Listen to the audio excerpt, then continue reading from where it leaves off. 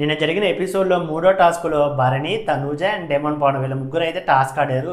ఈ టాస్క్‌లో అయితే ముగ్గురు చాలా చక్కగా ఆడారు.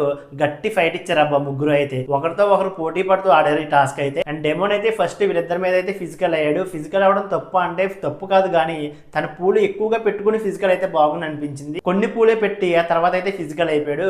అండ్ దానివల్ల తనకే నష్టం జరిగినట్టు అనిపించింది నాకైతే. డెమన్ మీద తనూజ అండ్ భరణి కలిసి ఆడారా అంటే అలా అయితే ఆడలేదు. వాళ్ళు డిఫెండ్ చేసుకోవాలి కాబట్టి ఇద్దరు డిఫెండ్ చేసుకోవాలి. ఫస్ట్ డెమోని ఫిజికల్ అయ్యాడు కాబట్టి బర్నీ అండ్ తనూజ్ అయితే డిఫెండ్ చేసుకోవాలి కాబట్టి డెమోని డిఫెండ్ చేసుకుంటూ ఈ టాస్క్ అయితే ఆడారు. ఇక్కడ డెమోని ఎక్కువ పూలు పెట్టి వాళ్ళిద్దరిని ఆపితే బాగుందని అనిపించింది.